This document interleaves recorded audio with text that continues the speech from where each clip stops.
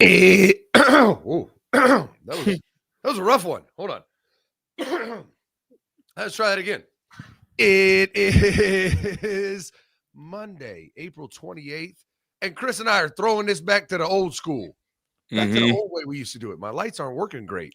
I think it's because it's daytime. Usually it's a little darker when I do bourbon and ball in here. I don't have my bright studio lights, but we're here. Browns draft was interesting. It was kind of wild, low key. The more I think about it, the more absurd I think it was. Yeah, it was very strange. Mm-hmm. I'm not here to say I'm mad about it. I'm not here to say it wasn't a good draft, but very bizarre. I mean, going double running back, I think that was a great move. Double quarterback, bringing Shedeur Sanders in with all the concerns. Mm-hmm. And the Shedeur Sanders, we could do the entire hour about the Shedeur Sanders pick. And we will dive into it and discuss it ad nauseum. But there's two sides to this draft pick. You know, 144th pick in the 5th round, early in the 5th round, traded up to get him. And on one side, you're saying, all right, he fell to the 5th round for a reason. Mm-hmm. And on the other side, you're saying, okay, well, that reason is reason enough not to bring him into your franchise, not to bring him into your locker room, right? Like, the talent is there. If you've subscribed and watched Bourbon and Ball, I did a whole hour breakdown of Shedeur film. And if you're a Browns fan, I highly encourage it. Shit, it's worth the $25 a month just for that one video. And then you can cancel if you don't want to watch anything else. But we're going to do a bunch of Browns breakdowns this offseason. It's the talent's there. The arm talent's there. It's just, I can't fully come to grip with, do I like the pick or not? I haven't decided. Neither have I, and it's one of those weird things that it's like, and we're going to talk about it, but if somebody like put up who the Browns got in this draft haul and just mixed up the rounds, I think you'd be more happy with it if you mixed up the rounds, right? Like if you told everybody that instead of the linebacker from UCLA, they went Shedeur in that round, they went the linebacker from UCLA in the 3rd round, they went Fannin in the 4th round. You know, if you went down like that and then said, oh, and they got Dylan Gabriel in the 6th round, you'd be like, oh, that's a good draft. Yeah. But I think the fact that it was like a scrambled order makes it hard to like fathom a little bit. Well, am I wrong? Am I wrong in that, or does that make sense? I don't think you are, but it's also like Shedeur fell so hard. Yeah. And it was so epic. And honestly, for me, after hearing all the stories, and we'll get into some of the rumors on this show, like absolutely fucking karmic. Yeah. Karmatic, I think. Yeah. Like, you can make that a word. Yeah, it's karmatic. Mm-hmm. It was fucked around. Shedeur fucked around and found out. Dion, the family, fucked around and found out from the will not sign list and the only teams that can draft my son to day 3 opening up, and the breaking news in the morning on Saturday morning was Shedeur Sanders camp has announced that any team is an option now. It's like, you stupid fuckers. Any team was always an option. This is the NFL. You don't get to decide. They decide. Mm-hmm. And after all that stuff was coming out, you're watching it going, I think I don't want him to get drafted. I think I want him to fall completely out of the draft. And then for the Browns to be, you know, that safety net that came in and drafted Shedeur, and you knew he was getting drafted. He wasn't going to go undrafted. But just I don't know how I feel about it. Yeah. Moral story. I really don't. But anyways, Chris, we're talking about the show before we start the show. Yeah. I'm locked in on the intro. I'm ready. I mean, honestly, my weekend was just draft filled. You know that like the draft is one of my couple holidays of the year. So I was locked in. It was cool to see where a couple Buckeyes went. If someone though would have held a death beam to me and said Cody Simon's going to get drafted before Jack Sawyer, I would have said you're fried. Oh, absolutely. Yeah, all those things happened. But how was your weekend? It was great. Great weekend. I mean, the weather was outstanding. Mm-hmm. I bought a volleyball net. You know, we're a big volleyball family. So dude. I beat Quinn's ass on Saturday, 1-on-1. And I say beat her ass. I beat her 25-23. She's really good, and volleyball's harder than I thought. I'll tell you that much. One-on-one volleyball sounds difficult. It's so hard. Like, we shrunk the court, and it was basically like a well-placed overball was like, oh, that's a point. But it was cardio, though. That's really good cardio. Dude, it was really good. I mean, I had a great weekend, and then she had like her little, I forget, I don't know what it's called, like the little, the little bounce back things you could throw baseballs into and it bounces back at you. Oh yeah, Like the little bounce back nets. dude, she had me. I mean, she had a full training session. Like she had that set up with a net to stop the ball if she missed it, and she's over there working on like throwing it up, working on hitting, working on serving. I served at her, and she worked on serve receive. Like she was training this weekend. Yeah. And then we had a bunch of kids sports. Lily had opening day of softball yesterday. Went 2 for 3. Ooh, 2 for 3, little hitter. Well, hitter. She's not. She does not watch the ball. She gets, it's 7-year-old softball. So if you hit it, even if you make contact, it's a hit. Like, on base. So she got lucky 2 out of 3 times. We're working on the whole watch the ball hit the bat type of deal. Is it? But anyways, it was good, man. Last night was awesome. Cam had a couple friends come over. We played 3-on-3 volleyball, and Quinn and I actually lost. Cam's friend Deji's not a volleyball player. They just served him every time. And I'm like, Deji, we're trying to like move him in the back. Like, dude, we'll do serve receive. You just stay back here. Somehow they'd find him every time. That's the mark. They found the mark. But anyways, great weekend. But let's get this show started. Let's get to the we got a ton of draft shit to talk about. We're gonna go through the AFC North, talk about every team's draft, and then also obviously talk Buckeyes. Mostly talk Buckeyes on the noon show, but we'll dive into this NFL draft. But what I want to know, pounders, whatever the fuck you're called, are you happy the Browns drafted Shedeur? Yes or no? Like, because I can't decide. I literally, after the draft, I didn't know how I felt. I was like, all right, I'm gonna sleep on it. Like, I'll have a strong opinion by Monday. I woke up two sleeps later. I still don't know how to feel. I still don't know if I like the pick. I mean, I like the talent that they got in the 5th round, but I don't know if I love bringing Shedeur Sanders and everything that encompasses into the Browns locker room. And I don't know if I like the fact they didn't draft one offensive lineman. Their line sucks, and they didn't draft a single offensive lineman.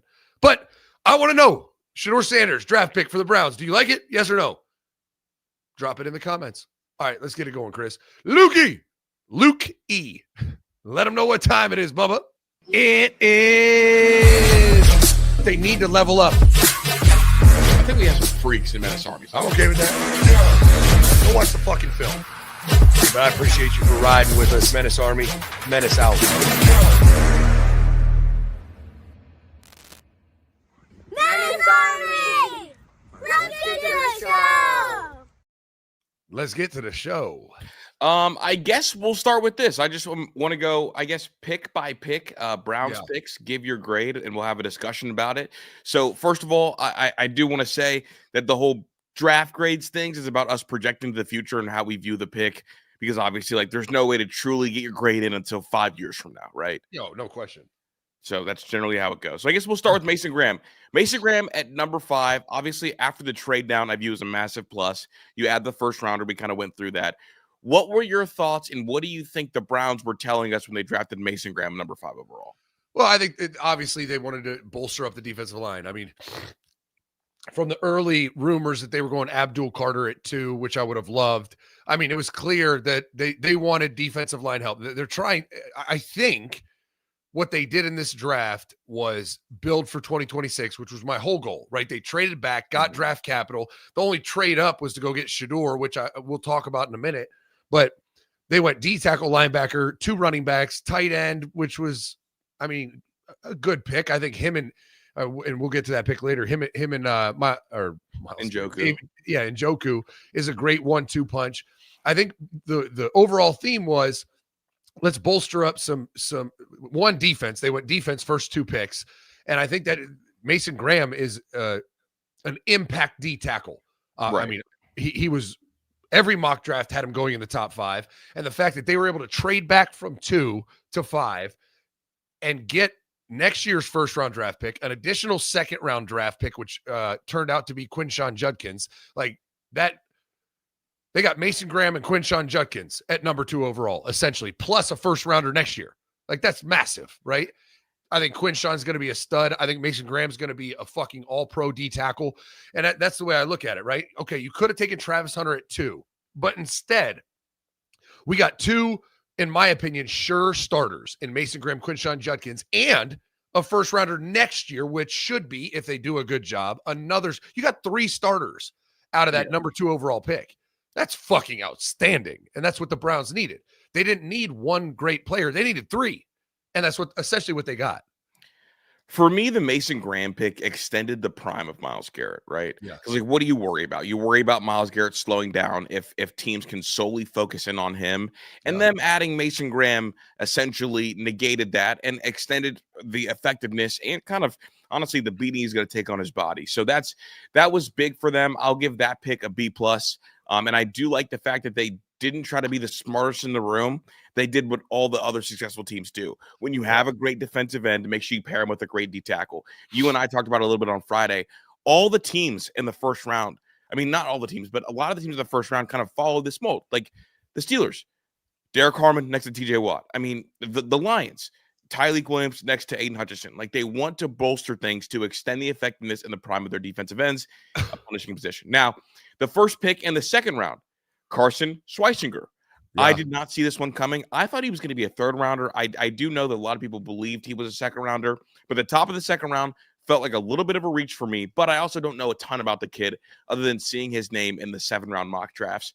What were your thoughts? Were you shocked when they went with Carson from UCLA as the second pick? He was a former walk-on who had one big season at UCLA, and I always feel weird about guys who are tackle machines on not very good teams. Yeah, so I ended up going, and I didn't get game film on him yet, but I'm going to for Bourbon and Ball.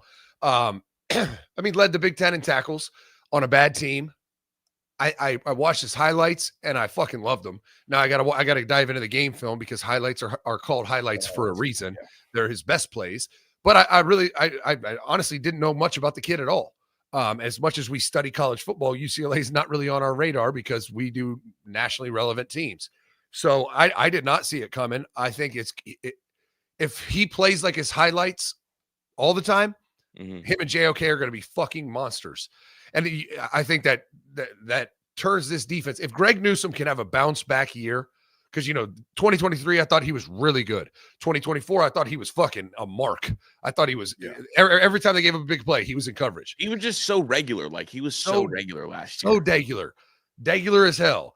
And but if he can have a bounce back, him and Denzel, I mean, I really feel like they leveled this defense up. That front seven is going to be one of the best in the league. I mean, you added Mason Graham inside, you added Schweissinger as linebacker. Yes, I made sure I went and watched some of his highlights also and listened to his name because that's one that I definitely would fuck up. Yeah, Art Schleister at linebacker. I'm not mad about it. It's PTSD for me. I'm so pessimistic because one, Andrew Berry made the pick. It's a former walk-on white linebacker. Just call me racist, but I'm like, those three things combined, I'm nervous. But I watched some highlights and he looked really good. And then, so here we go. They started off the draft with 2 white picks. If they would have went 3 white picks, then you could have, be concerned, right? Just kidding. Yeah. I'm definitely super racist. The third pick they had, Quinshon Judkins. I love this pick, but I believe this means you owe me a $2 bill because he went ahead of Trey. I do. And they went, within 3 picks of each other, I think? Yeah, they went, and here we go. I think, honestly, Zach, and I don't want to get too much into it, but I think that the Chiefs were going to select Trey, but I think they were surprised that Simmons fell all the way to them.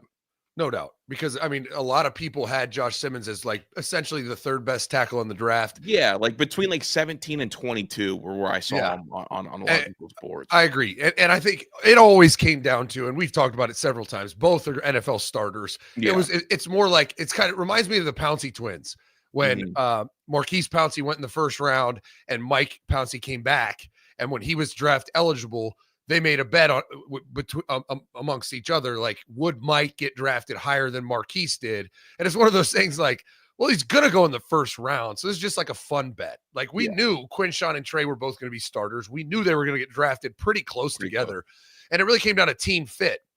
Like, I would, as much as I would love Trevion in Cleveland, Quinshon is a far better fit for Cleveland just because of how their run game is designed, their offensive philosophy. I mean, they are between the tackles run game, and that is not Trey's strong suit. That's certainly Quinshon's strong suit.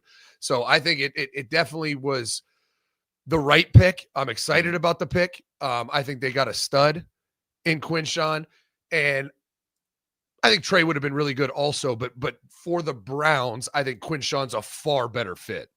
And look, I believe Nick Chubb was also a top of the second round draft pick. Absolutely. So it's like top of the second seems to be kind of the good place for the running backs. This is a good. I mean, you go defense, and then you go offensive skill. Again, they at this point you're thinking after this pick, let's go get an offensive lineman. Was my thought process. I gave that pick a B+ or an A-.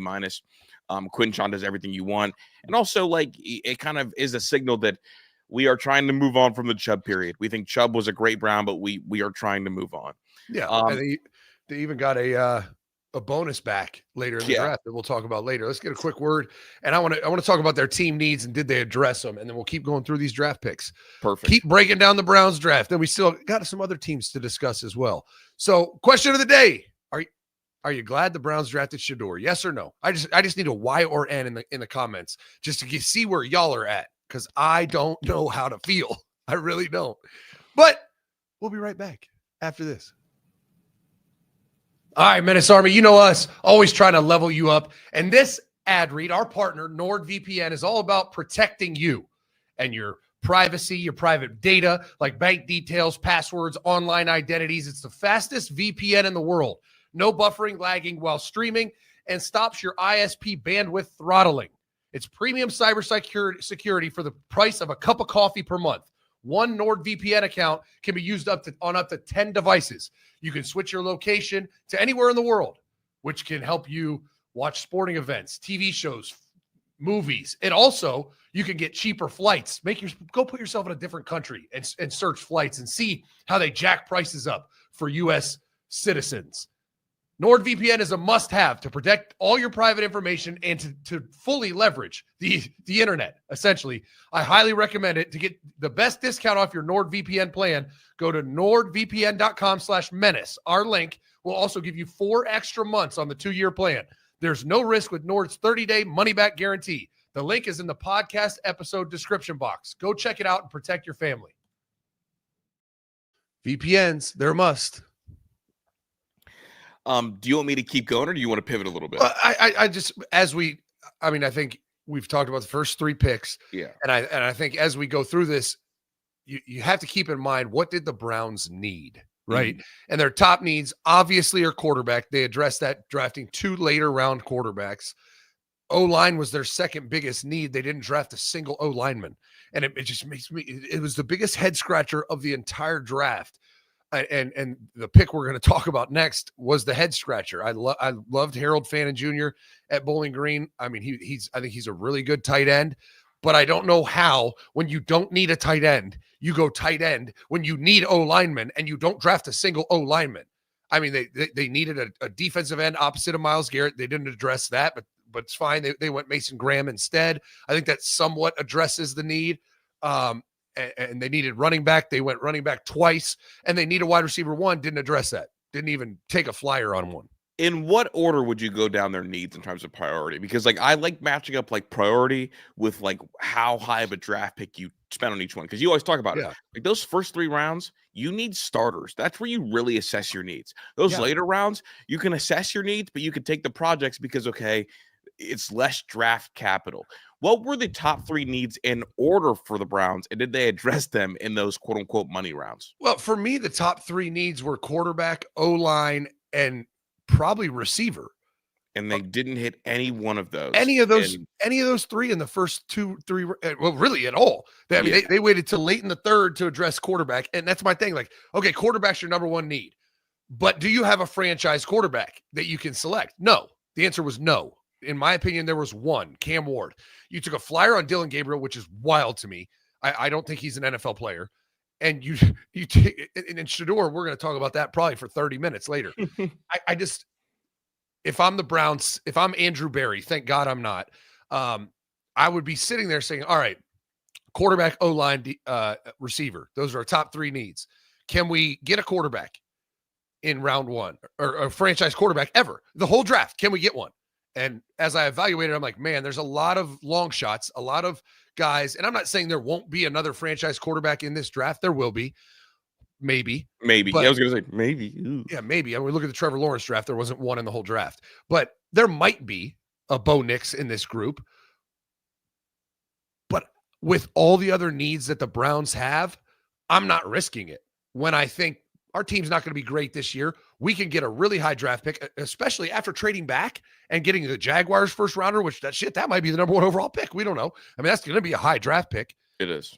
And at the very least, you got 2 firsts next year. If the team, if the team that has the number 1 overall pick doesn't need a quarterback, you can package both firsts and jump to 1. Like, you can get the quarterback, the franchise quarterback, the actual future of your team next year, because you don't have a position to get him this year. Unless, and here's the way I really look at it. If they had that much conviction that there was a franchise quarterback in this draft not named Cam Ward, they would have picked him at 2. Right. Like, you don't really think Dylan Gabriel's your franchise, or else, 1, why did he last till the 3rd round? And 2, if you really think he was your franchise, why didn't you take him earlier? Because you don't really think he's your franchise. You think he's a good little player that maybe could develop into something, or he's a great QB2 for you. It just, they didn't address their needs. Moral of the story, they did not. If you hear, and I guess I want to push back and maybe defend Andrew Berry just for the sake of the discussion, okay? Because we all know how I feel about Andrew Berry. Mm-hmm. Do you think that because he went into this draft feeling like we have so many needs that no matter what the round is, I'm going to go best player available, or does the draft not line up for that? I mean, I think that's what they did in the first round, right? They traded back saying, all right, we know people are, I mean, they're literally stroking their cocks to Travis Hunter, and our dicks aren't hard over him. Like, so we can get it. We're flaccid. Yeah, we're flaccid. Like, I need a blue chew or something. I just can't get my dick hard for Travis Hunter. And they're sitting there saying, all right, and they fleeced the fuck out of Jacksonville. And we talked about it on Friday's show. They robbed Jacksonville kindly. Like, didn't even need to bring a weapon. Mm-hmm. They're like, okay, we would like all of your money and your wife. And Jacksonville was like, take them. Please take them. You can have it all. And so it was a great move to do that. And then at 5, they're sitting saying, all right, Mason Graham's a difference maker. I mean, they needed a D tackle, but that's not even on their top 5 needs. Mm-hmm. But go Mason Graham, because you're like, this kid is a Hall of Fame type of player. And he's the best player available. We don't love a franchise quarterback. Ted McMillan's not a true wide receiver 1. Like, you're going through all the options here, and you're saying, all right, Mason Graham will have a intrinsic impact that will be greater for our team than addressing a need. And so I think that was a great pick. But then as the draft unfolds, we didn't address a need. The only need on my top 5 needs that was addressed was running back. And the pick after running back, and I like Harold Fannin in the 3rd round. I was a little bit confused by given what you just said. Like, that right there in the 3rd round is kind of your second to last chance to get a guy that you can plug in and play, to get a guy who you think can be a part of your future rebuild that fills a position of need. I like Harold Fannin a lot. Local kid, really, really productive. But I think he is still kind of a high boom, high bust prospect, right? Yeah. So you draft Harold Fannin there in the 3rd round, and I think and for me, that was the first time. Oh, I don't know if they're really doing anything other than just throwing darts at a wall and deciding who they're drafting like that. Yeah, I assume they said best available there, but when you look at it, you're like, okay, we just on a much smaller and lesser scale, we just Chicago Bears it up. Like, the Bears going Colston Loveland at 10 when they have Cole Kmet and a solid tight end room, that is a luxury pick. You talk about it all the time. Like the Chiefs, luxury picks, right? The Eagles, luxury pick. It's like, we are set. Whatever we draft, that's just icing on the cake. That's just dessert. We already got the filet and lobster main course. We're just adding a homemade gourmet cheesecake. Like, they're drafting like they made it. Like, they're drafting like they're a contender. And I don't hate the Fannin pick. It did feel like a luxury thing, but I think I have a bigger issue with the very next pick. Yeah. I think I have an issue with a lot of the pretty much all the rest of the picks. I mean, all of them. I mean, it felt like they drafted best available every pick after Quinn Sean. I mean, the top 3 picks, I mean, really, I could contend other than Quinshawn, every draft pick was best available. Mason Graham at D tackle at 5, best available. Art Schleister, Carson Schweschinger at first pick in the second round, best available. Did they need a linebacker? I mean, certainly they didn't have the best linebacking core in the NFL, but it was not on my top 5 list of needs. So best available. Quinshawn absolutely needed a running back. So that was need based and maybe best available. Yeah, also. that's when it really works out. When your best available is your need, that's perfect. Absolutely. It's on the top 10, but he was best available and he was a need. Absolutely. And outside of that, Harold Fannin Jr., best available, did not need a tight end. Dylan Gabriel, maybe best available, need a quarterback, but I don't think that addressed your quarterback. See, I think that's where they abandoned the best available. I think they went with, okay, we're just going to go need and go best quarterback maybe. Because you know who got picked 2 picks later? Xavier Watts. Yeah. I don't know how you feel about Grant Delpit. I don't think he's very good. And he's got injury issues and tackle issues.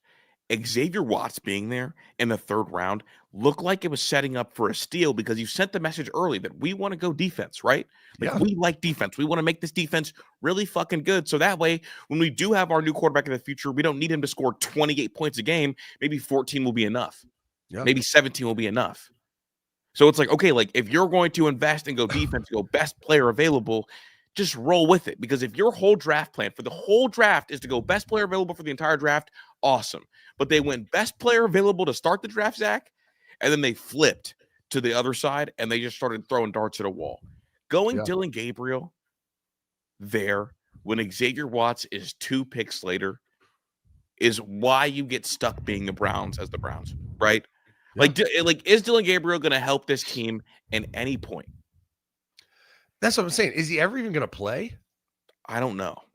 Like, that's one of those, like, I hope I'm wrong, but I just didn't see it on film for the NFL.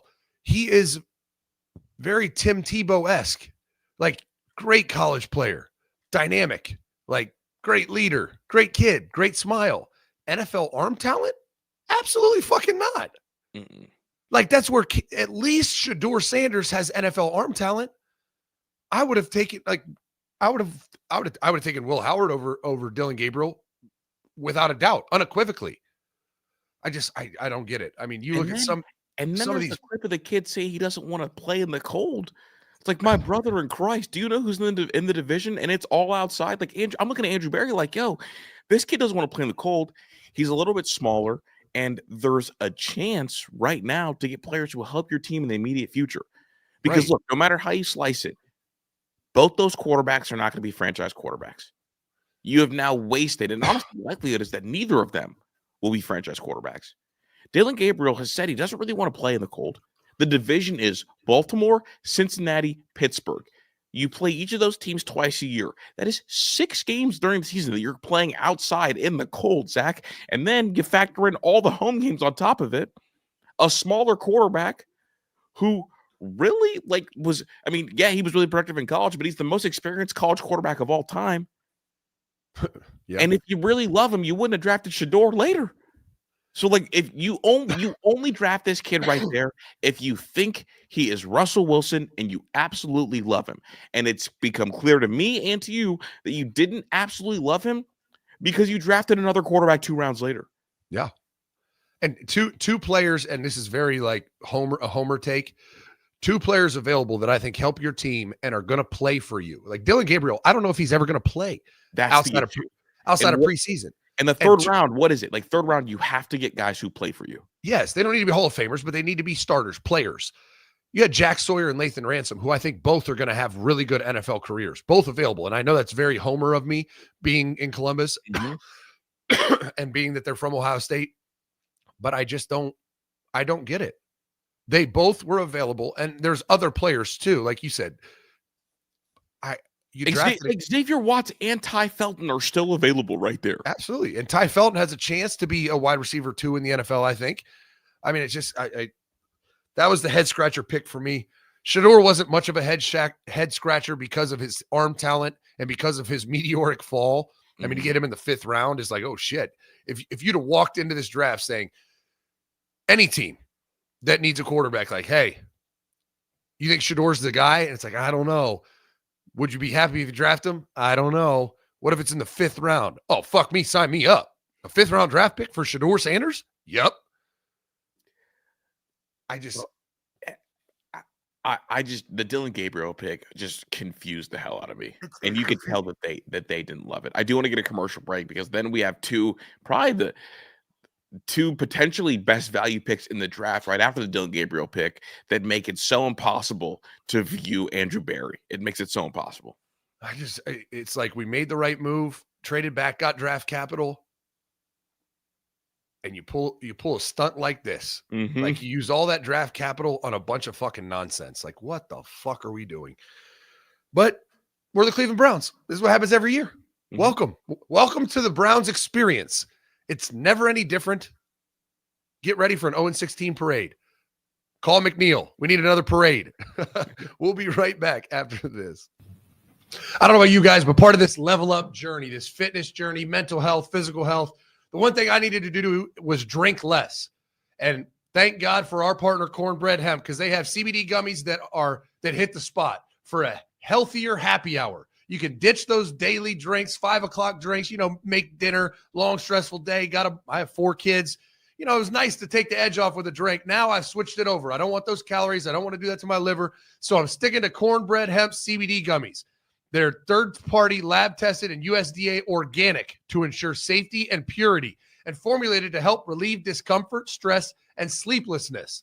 The best part about the hemp plant, the flower, for the purest and most potent CBD. Right now, Menace to Sports podcast listeners can save 30% on their first order. Just head to cornbreadhemp.com/menace and use code menace at checkout. That's cornbreadhemp.com/menace and use code menace.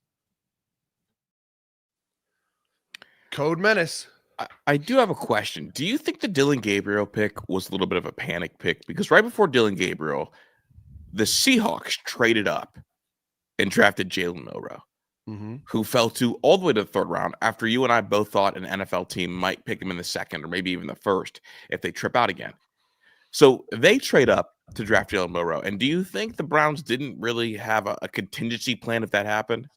I don't know. I can't wrap my head around the pick. I evaluated the quarterback position the last two months. All these quarterbacks, I watched their film. I broke them down, and I am fairly confident that outside of Cam Ward, none of these quarterbacks are going to be franchise quarterbacks. So my opinion always was going into this draft, don't pick one because you're wasting a pick on what could be a player like a Xavier Watts, the safety out of Notre Dame, that starts for you. I don't give a fuck. If I'm Andrew Berry, I don't give a shit if a team jumps up to draft Jalen Milroe. Good luck. He's a running back. Like, I don't care. Like, I'm not worried about any team drafting a quarterback because I've evaluated them and I have conviction, and I don't think any of them are franchise quarterbacks. Good for you. Waste a pick. Go pick Jalen Milroe. Good job, Seattle. You wasted a draft pick. That would be my opinion on it. My view of it. I can't, Chris. I don't even know what the fuck. I don't know what to say about it. It felt like they panicked to me. But right, it felt like they panicked because they drafted Dylan Gabriel right after the Jalen. And honestly, if they would have drafted Jalen Milroe, that would have been the craziest running back draft of all time. Quinshawn, Milroe, and Dylan Sampson. I mean, you got 3 running backs right there. And honestly, at some point, I think that Jalen Milroe is going to convert. Dylan Gabriel draft pick. The best way I can, the best analogy I can come up with is the Browns were like a guy that wants to start a family and gets in his late 20s, early 30s, starts panicking. Like, damn, I haven't found my wife yet. And you marry some fat girl who's a raging cunt. And it's like, what are you doing? It's like, but I want to start a family. It's like, well, not with her. That's not going to end well. And sure enough, it doesn't end well. Yep. You end up getting divorced. Your kids are in a broken home. And it's like, yeah, because you married a fat raging bitch. It's like, but I had to find someone. It's like, no, you didn't. No, just wait. You might find someone later. Like, don't pick the wrong one just because you need one. And that's what the Browns did here. They picked the wrong one just because they needed one. Like, what are you doing? I did think they redeemed themselves a little bit. Dylan Sampson at the Great 24th value pick pick. in the 4th round The was best. I mean, huge value pick. he was the best college running back in the country last year. What he did in the SEC and to get him in the 4th round, I think is outstanding. I think their running back room is fucking phenomenal. Yeah. I mean, it's outstanding now. You added Quinshon Judkins. You added Dylan Sampson. You have Jerome Ford. There's no need to go get Nick Chubb back, but if you can, you get him on the cheap, and that's a luxury. Now you got 4 backs that have promise. I think the running back position, if I'm the running back coach, I'm like, fucking best draft ever. Like, it's a great pick. If you'd have told me they were going to get Quinshon and Dylan Sampson, those are 2 of the top 5 backs in the country last year. That's what I'm saying, man. I think if like you reshuffle these picks and like tell a Cleveland Browns fan in what order they went, I think the draft would appear better than it does. My issue is the ordering, right? Shador with that last pick. I just want to ask you, what were you thinking during the Shador slide? Like, what was going through? Like, how shocked were you when day 2 concluded and he had not yet been selected? Well, I was surprised because usually the NFL is going to NFL. Now, I do think he was a third round guy. I would have taken him earlier than he got picked. I mean, the 5th round is wild that he lasted that long. But I also more so questioned the dumb fuckers who tried to tell us he was a top 5 pick or even a top 10 pick or even a 1st round quarterback. And I mean, we put out the positive clips from the Bourbon and Ball, just trying to get, trying to spread positivity. But for those positive clips that we put out on Twitter, on X, there was equally as many head scratching plays and like, oh God, what is he doing? He's got a long way to go clips. Where you could see where he was a development project with huge arm talent. Yes, absolutely. And I think that's a great thing to get in the 5th round. I think it's a great thing to get in the 3rd round. I mean, odds that Dylan Gabriel's a franchise quarterback, probably 10%. Odds that Shador Sanders is a franchise quarterback, probably 50%. And that's where I think the slide was unwarranted. Now, if you read into some of the shit they talked about, and I'll read you the one report. Because I was going to say, because off the tape alone, the slide wasn't warranted. Like, he's still a 1st or 2nd round talent is what I've been saying. Like the arm talent's there. The ball placement is there at times. There is some of the head scratching stuff, but coaches are supposed to figure that kind of thing out. You made the line to me the other day about he looks like someone who'd been coached by his dad the entire time. He looks, he just hasn't been developed fundamentally. Like, his footwork sucks. There's times and places for quarterbacks to have off-platform throws, but not like self-inflicted, right? Like, if you are under duress, you got to make a play, and you have to make a throw that your feet aren't set right, you're not pointed the right direction, but you just have to make a play. That shit happens. Protection breaks down. They bring a blitz. Sometimes you got to be a little unconventional at the position. You got to be a baller. But when you have good pass pro and everything's fine, and you make a throw facing this way, throwing that way, it's like, what the fuck are you doing? Right. Get your body position to throw that ball. Like, you had no reason to do that. And that's where coaching matters. He's not a technician. For someone who claims like put in that level of work and like study Tom Brady, he doesn't do the technician things. Right. He doesn't. And I think I did see the Deion Sanders tweet from 2018 resurfaced. He said, I love what the Browns have done this offseason, but if I'm a young QB, ain't no way I'm going to Cleveland. I would pull an Eli Manning if possible. It's like, all right, no, you won't. Here we are. Your son fell to the 5th round because of your parenting and coaching, right? Like, whose fault is it Shador fell to the 5th round? Obviously, it's ultimately on Shador. He's his own person. But he didn't get coached, didn't get developed, and the one rumor that came out from an NFL executive, of course, an anonymous one, is wild if true. Yeah, you have it, right? Yeah, I mean, here's the quote from an NFL executive talking about how arrogant and unprofessional he was in interviews. He said that assessment was true, but it was severely sugar-coated, meaning it was worse than it was. He said, imagine Terrell Owens, his father, Chad Johnson, and Jim McMahon multiplied by 10,000. This individual wore so much cologne to the interview assessment that the coach suggested they go for a walk because he was concerned the individual might faint from the overpowering scent. He wore headphones around his neck with music playing in the headphones throughout the entire interview and brought his entire entourage to the building. This guy said, in my 33 years in the NFL, I have never encountered a prima donna of this caliber. When the coach asked where he envisions himself in 5 years, his reply was, mayor of the city, followed by a loud laugh and clapping. His quarterback skills are mediocre at best. If he were playing in the SEC, we wouldn't even be having this conversation because he wouldn't have been a starter. And let's say hypothetically someone does draft him and they lose their first 4 or 5 games. Do you think an organization wants to hear him complain with his father screaming racism or critiquing the coaching staff on ESPN about why the son is a subpar player? Like it was resounding loudly in NFL front offices that this kid, he is Johnny Manziel. He is Jamarcus Russell. Like, he has talent, but he absolutely doesn't have any of the qualities you need for a quarterback. A wideout, just go over there and run a post. You're alone. Yeah. You're a corner, fuck it. Just don't get arrested. You're a quarterback? Major red flags. How do you think they should divvy up snaps between the two quarterbacks to start the year? And are one of these two quarterbacks going to get cut, or is Kenny Pickett going to be the camp casualty? I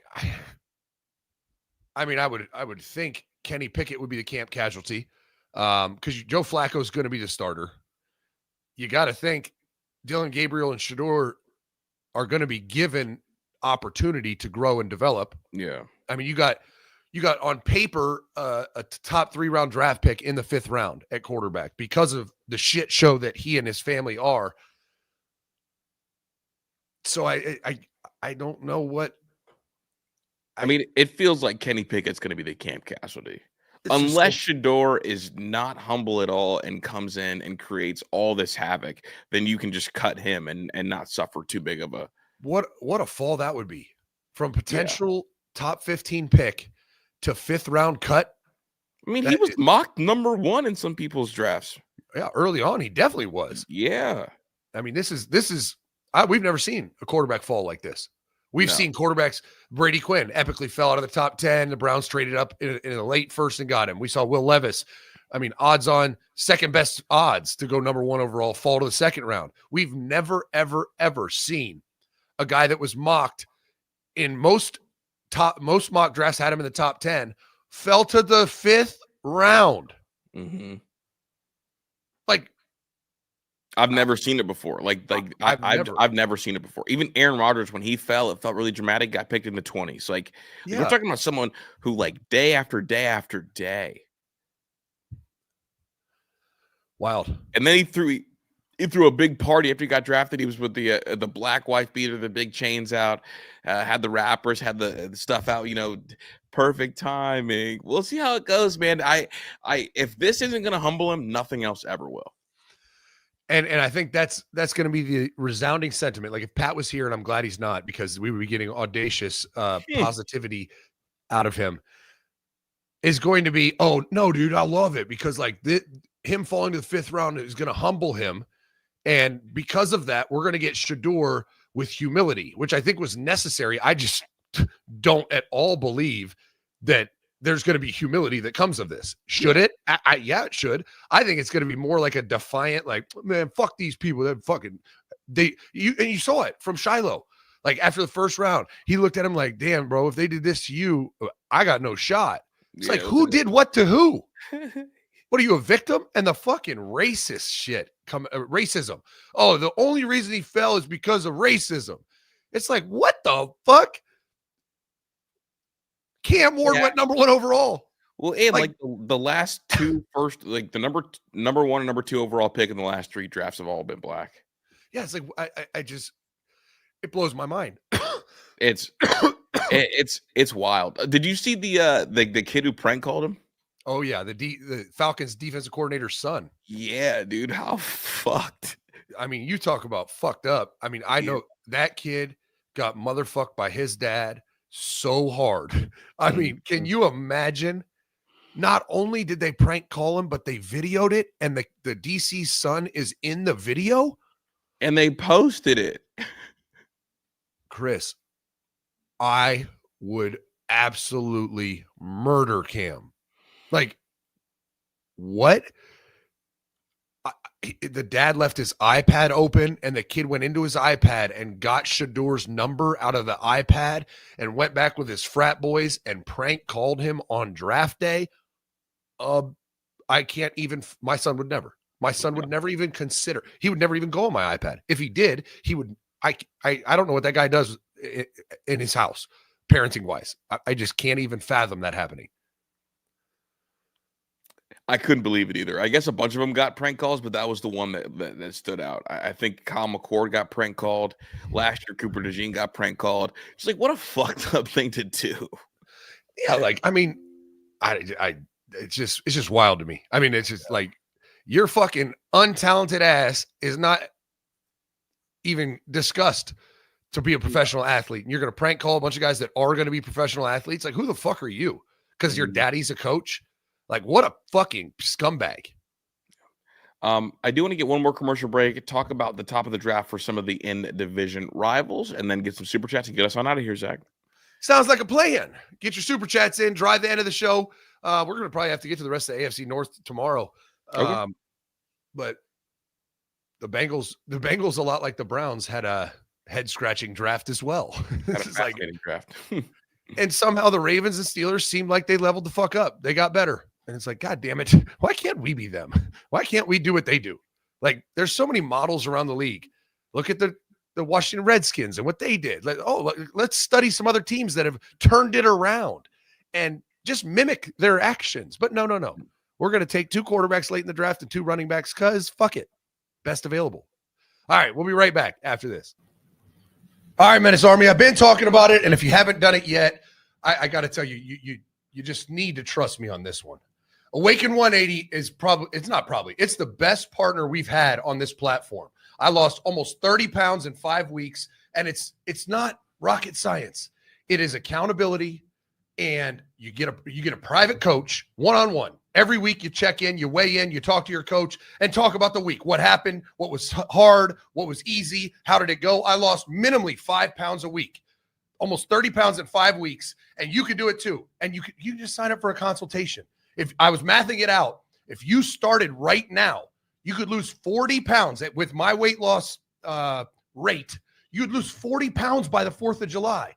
I'm talking confidence at the beach, take your shirt off and grill out at the cookout. Like, you'll be a different human being. Never mind the fact that my energy is tripled since I went on their diet, learned about the science behind it, and have continued it through maintenance. It's not a quick weight loss plan. It's a educational platform to help you. They deliver all your meals to you. So 80% of your meals to you, right? You make dinner. Every other meal, they send you their products. It's low carb, high protein, and they get you right. They get you right. I'm highly, highly encouraging you to at least sign up for a consultation and hear how it works, because it's changed my life. This is the best I've looked in 41 years. I've never looked better than this. And shout out to Awaken 180 for getting me started, getting me there. And even if you're not trying to get a 6-pack like I'm trying to get, the energy increase and the just how much better life feels when you shed those pounds. It's incredible. Go to awaken180weightloss.com and sign up for a consultation. Shout out Paige. She's the GOAT. Go get your life back. It is absolutely a game changer. 40 pounds by 4th of July. I wish I could. I don't have 40 pounds to lose anymore, but I'm about to say, brother, you're not losing 40 more. I'm not, but I can see my abs. They're coming through. Ooh, I got I think pools open in a month from now, buddy. Oh, you yeah. Can count them. You can count all 8 of them. I guarantee it. Let's get a couple of these. Coach Zach, thanks for the 10. Got here late, was taking care of the baby. Thursday night was an absolute blast. Sad Pat couldn't make it. How did the Browns manage to get 2 of the worst quarterbacks in the draft? Honest to God. I don't know. I don't know how. I mean, I guess I know how. It's really easy because they're not very good. All right, here's a good chat question too, Zach, and for you as well. Which quarterback sees the field first? I mean, I'm gonna go full on Pat right now, aren't I? I think this hopefully humbled Shador. I think Kevin Stefanski and their style of offense is almost like Michigan with J.J. McCarthy. It's like, brother, you don't have to be Pat Mahomes. You don't have to be Josh Allen. You just have to be fundamentally sound and deliver the ball to playmakers. That's it. We're going to run the shit out of the ball. We're going to set you up with play action. I mean, on paper, if you go to like on NFL.com, Shedeur Sanders had the second highest draft grade amongst all quarterbacks, and you got him in the 5th round. Like value wise, you can't ask for more. You just can't. And so I think Shedeur has the best chance. But here's what I'll say. I don't think Dillon Gabriel has any chance to be a franchise quarterback. I don't even think it's possible. I mean, after evaluating his film, watching him all year, I think he was a great college player, not a pro. I don't think there's a chance in hell that he's a franchise NFL quarterback that's in the top half of the league, which is what you need, right? If you're in the bottom half, you're looking for a new one. If you're in the top half, you kind of like your guy. I don't think Dillon Gabriel has a chance to be that. Shedeur has a chance. He's got the talent to do it. So I'm going to go Shedeur. But I don't have a lot of conviction that it's either. Well, it's like one of them's going to see the field. Like it's going to be like week 9 against the Jets. One of them's going to trot out there, and I'm just curious who you thought it was going to be. You don't think Dillon Gabriel, if everything goes right, could be like a Russell Wilson-like player? Like Russell Wilson light? It's a long shot. It's a long shot. I don't think he has the NFL arm talent. I just don't.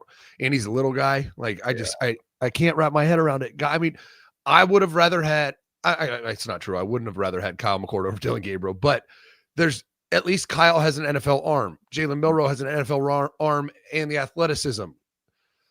I think the Quinn Ewers fall. I mean, you talk about quarterbacks that fell off the face of the fucking earth. Quinn Ewers, Shedeur Sanders, like wow.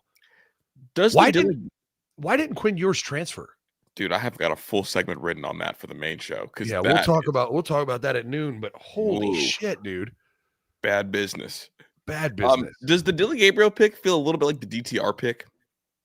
Yeah. I think like DTR, like less arm talent is where I kept going with it. Yeah. Absolutely. It's just wild.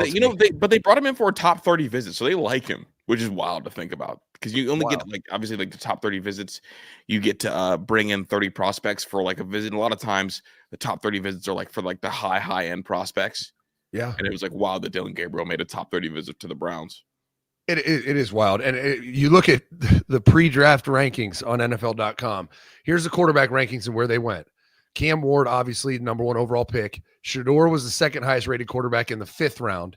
Jackson Dart was 3rd, and he went in the 1st round. Tyler Shuck was 4th in the 2nd round. Quinn Ewers was 5th. He lasted till the 7th round. Jalen Milroe was 6th, and he went in the 3rd. Kyle McCord was next in the 6th round. And then Dillon Gabriel was 8th. And the Browns reached for him in the 3rd round. And the real question here is, if they didn't draft him there, would he have been available in the 4th? My answer is yes. No one else thought he was an NFL quarterback. No, he would have been available. He absolutely would have been available. I mean, I think he was going to get drafted after Will Howard and Kyle McCord. Absolutely. I don't know. Riley Leonard going before Quinn Ewers is also crazy. Oh, that's insane. Disgusting. Yeah, just disgusting. Another super chat here. Coach Zach, thanks for the 2. What's your thoughts on Amanor, Helm, and Dyke in Tennessee? Well, the one kid is the kid that cooked Travis Hunter for the one game. That's kind of how he got his claim to flame. I think Helm is a monster. I do too. I texted Coach Zach, who's a big Titans fan. Oh, that is Coach Zach. I messaged him on our Slack chat, and I was like, bro, that might be the steal of the draft. The Titans getting the Texas tight end. In the 4th round, I think he's going to be a better pro than Mason Taylor and probably than Terrence Ferguson. Yeah. I think you look at the Titans draft, they slayed it. They got the UCLA D end in the 2nd round. They got the Penn State safety, who's a solid player. He'll be an NFL player. I don't know. He's not going to be anything you like fucking write home about. Cam Ward, I think, is a franchise quarterback. Obviously, that was a great pick. I like the receiver from Florida, maybe as a wide receiver 3, and to get him in the 4th round, it's a great pick. To get Gunnar Helm in the 4th round, he's an NFL starter. I think that is incredible value. I mean, outside of the Colorado game, I didn't watch the receiver from Stanford outside of the Colorado game. So just that game alone, fucking stud. He went nuclear on Travis Hunter. I think they had a good draft to get Khalil Mullings in the 6th round. I think he's a special teamer. I think he's a guy that could be your third running back and play and run down on kickoff. I think the Titans had a solid draft. Dude, was UCLA's defense crazy to have 2 players in the front 7 in the first 2 rounds for a school that I did not think was very good? It's kind of wild. Yeah, it is very wild. Because they had him and like the defensive end and the linebacker were both second rounders. Yeah, I mean they had the 4th best rushing defense in the or in the Big Ten. I mean 11th in sacks. I mean I'm over here thinking like, damn, like Cody and Jack Sawyer, and we'll talk about that on the main show. But still, yeah, it's they had 2 good players apparently. Yeah, at least. Evan, my guy, thanks for the 5. Thoughts on Mel glazing and crash out over Shedeur sliding in the draft? Honestly, that made watching the draft more watchable. Yeah, it was awesome just to see him be after the first after the top 5. Mel Kiper's best available was Shedeur, and that lasted all the way until Saturday afternoon. Like, how's he your best available and no one's picking him? You stupid fuck! Well, did you hear him freaking out about why? Oh yeah, he was like teams don't know what they're doing when they're evaluating quarterbacks. Like, I know what I'm talking about. The NFL teams miss all the time, just like losing it on this set live. It was crazy because he looked like a fucking idiot, right? An absolute idiot. When you have guys like me who studied the film and have at least a coaching background saying, I don't see a franchise quarterback outside of Cam Ward on this list. He's over there sucking Shedeur's cock like he's fucking, I mean, just unbelievably. And I don't understand, not that he's great, but I don't understand letting Todd McShay go and keeping Mel Kiper. Like, it's ESPN just, it's wild. And it's probably because people love to watch to hate. That's probably why he has a job. Imagine that, being so bad at your job and so insufferable that people watch because they hate you. And because of that, you get paid a lot of money. Like, what? Because you're bad and people don't like you? Desmond Howard. Bro, I also like, and maybe it's because I haven't really watched the ESPN draft in a while, but I didn't realize his hair had thinned so much. Right? Like, you know, maybe I'm more conscious of it now because my hair's going, but like my Mel Kiper, boy, that head of hair was thick as shit, you know? Yeah, no doubt. Last one, then let's get out of here. Keith, thank you for the 5. That's it. All right, Keith, I appreciate you. Well, we got 1,250. Here's his question. I guess he typed it later. Why even trade Baker Mayfield if you're going to draft 2 more of the same guy? For real. For real. Because we're the Browns. That's the answer. That's what I kept telling myself all weekend. Like, well, yeah, that's because we're the Browns. Yeah. That's what we do. What we do is the shit we do right here. This draft is, the Browns always give you something to be like on Thursday, we're at the draft party at Yogi's. They trade back, fleece the fuck out of Jacksonville, get Mason Graham, great player. I think probable Hall of Famer. And I'm sitting there, go to bed Thursday night. Like, we did it. Like, great fucking moves. We're about to load up the O-line. Nope. Not so fast. They make you feel good and pull the rug out from under you every fucking time. It's what it's like to be a Cleveland Brown. Welcome to Pound Town, where fucking the minute you get your hopes up, misery will come. What a shame. But we appreciate you. Question of the day, almost 1,300 people in here. Like the video. Let's see if we can get the most likes ever. I think the most we've ever had is 200. Let's get that up. Like the video while you're here. If you're on Twitter, hit that retweet button. Listen, hit the retweet button. Don't let that go in one ear out the other. Hit the retweet button on Twitter, like the video on YouTube. And my question of the day is a very simple one. I just need you to comment down below. Are you glad the Browns drafted Shedeur Sanders in the 5th round? Yes or no? Are you happy with the pick? Considering it was the 5th round, considering the ceiling on Shedeur, do you like the pick? Yes or no? We'll see you live at noon on Menace. Menace out.